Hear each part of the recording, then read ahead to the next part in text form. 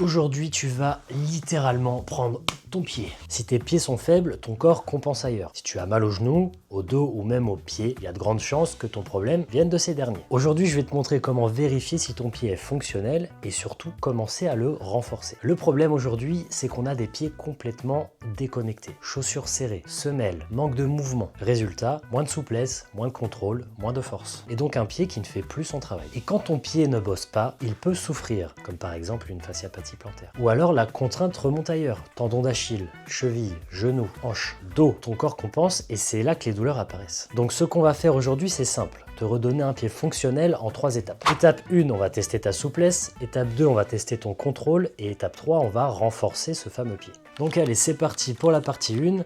Première étape, vérifier si ton pied bouge correctement. Test 1, le gros orteil.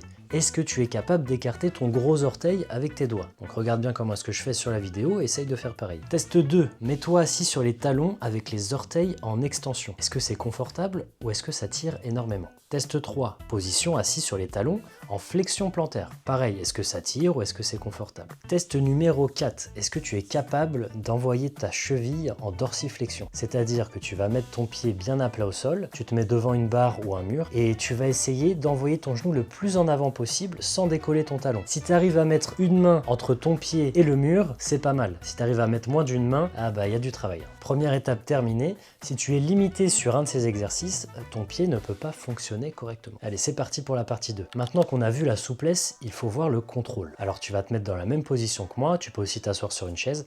Tu vas lever les petits orteils sans lever le gros. Ensuite, exercice 2, tu vas lever le gros sans lever les autres. Exercice 3, tu vas écarter les orteils activement. Est-ce que tu arrives à les écarter ou pas du tout? Exercice 4, tu peux t'asseoir sur une chaise ou rester debout, c'est pas très important. Par contre, nous ce qu'on veut, c'est vraiment garder les pieds ancré dans le sol. Donc tu gardes l'avant-pied bien collé au sol avec les orteils bien plaqués. Tu vas juste soulever un talon, on va faire un pied à la fois, et tu vas venir bouger de gauche à droite le talon. Est-ce que tu arrives à faire cette torsion que tu vois sur la vidéo avec ton arrière-pied? Donc il y a vraiment le milieu du pied qui vient se tordre de gauche à droite. Si tu ne peux pas contrôler ton pied, tu ne peux pas produire de force correctement. Allez, maintenant qu'on a fini les tests de souplesse et les tests de contrôle, maintenant on va passer au renforcement. Rendre ton pied fort et utile. Et avant de bien renforcer, il faut déjà bien échauffer. Même si avec tous les exercices qu'on a fait avant, tu dois déjà sentir que ça chauffe un petit peu, ce n'est pas suffisant.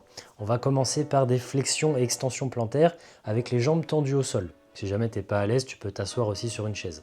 L'objectif, c'est de venir fléchir, dorsiflexion de cheville et détendre. On va essayer de faire au moins 10 répétitions en maintenant la contraction 3 secondes à chaque fois. Ensuite, on a les racks chevilles. Donc là, tu vas te faire une clé de bras à ta propre jambe, un peu comme si tu étais Benoît Saint-Denis à l'UFC. Et ici, tu vas venir faire des grands cercles avec les pieds, les orteils recroquevillés. Tu fais des grands cercles, tu en fais 3 dans un sens, 3 dans l'autre. Ensuite, tu vas écarter les orteils et tu vas faire la même chose. 3 dans un sens, 3 dans l'autre. Évidemment, tu fais les deux côtés. Ensuite, on va prendre un stylo. On peut aussi imaginer une ligne imaginaire. Et là, on va faire des inversions et éversions de cheville, de gauche à droite. Le but, c'est que ton pouce, il vienne juste devant le stylo et qu'ensuite, ça soit ton petit orteil qui vienne devant le stylo. Et ton talon reste toujours au même endroit. Vraiment, c'est le point de pivot. Évidemment, tu fais pareil des deux côtés sur une dizaine de répétitions. Alors maintenant qu'on est bien chaud, tu vas pouvoir passer au renforcement avec des calf raises. Ici, ce qu'on veut faire, c'est juste monter sur la pointe des pieds et redescendre. Mais on veut augmenter l'amplitude, donc tu vas devoir prendre une marche d'escalier, ou alors un step, ou alors, dans le meilleur des cas, un plan incliné. Et là, le défi, c'est que tu es pieds nus, et tu vas monter sur la pointe des pieds en gardant les orteils actifs et écartés. Alors petite précision sur celui-là, si tu n'as vraiment pas l'habitude d'être pieds nus et de faire des exercices pieds nus, je t'invite à commencer déjà sur les 2 pieds en même temps.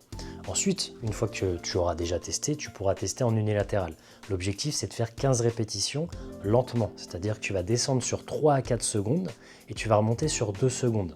3, 4, 2 secondes. Ça veut dire qu'une série, elle dure plus d'1 minute, 1 minute 30. A l'inverse, si tu es vraiment à l'aise et que tu es sûr de toi, tu peux même charger en mettant un poids dans tes mains. L'exercice 2, et celui-là c'est mon préféré parce qu'il va vraiment bien renforcer toute la voûte plantaire. Donc ici tout simplement, on va faire du travail excentrique sur la voûte plantaire en faisant des dorsiflexions des orteils. Donc tu vas avancer ton genou pour aller en dorsiflexion en poussant avec les orteils. Alors faut faire attention sur celui-là à bien respecter l'amplitude que tu es capable de produire. C'est-à-dire que tu n'as pas besoin d'aller venir faire toucher ton genou au sol si jamais tu es déjà raide et que tu avais déjà du mal sur les premiers tests, tu sais, quand tu étais assis sur les talons. Donc tu y vas progressivement. Tu peux même bloquer ton genou avec un bloc de yoga ou une marche, encore une fois, pour vraiment contrôler ton amplitude. Si vraiment tu es à l'aise, là tu peux aller venir chercher jusqu'au sol. Je te garantis que celui-là, si vraiment tu y vas fort, le lendemain, tu vas avoir des grosses courbatures sous la voûte plantaire. Donc vas-y progressivement. Voilà, je pense que tu l'auras compris avec ces exercices, le but c'est pas juste de bouger ton pied, c'est qu'il l'absorbe et renvoie les forces. Et ce que je viens de te montrer, c'est une bonne base, mais en réalité un pied ne fonctionne jamais seul. Il doit être absolument intégré dans la marche, dans la posture, dans les mouvements, dans ton sport. Ton pied, c'est la fondation de ton corps. Et si la fondation est faible, tout le reste compense. Et si tu veux aller plus loin, j'ai créé le programme complet Pied Solide. Il est disponible en libre service dans la communauté des corps résilients. Dans ce programme, je te guide étape par étape, progression, renforcement complet, intégration sur la marche et les mouvements sportifs, prévention des blessures, et tout ça sur un programme de 12 semaines. Et pour fêter la sortie de ce programme Pied Solide, je t'offre 30% de réduction sur les 2 premiers mois d'abonnement. Tu as juste à écrire Pied 30 au moment de passer la commande. Ce code est valable jusqu'au 5 avril 2026 et tu peux me rejoindre directement via le lien en description. Si tu as des questions, commente Pied et je t'aiderai directement. Et pense à t'abonner pour ne pas rater les prochaines vidéos.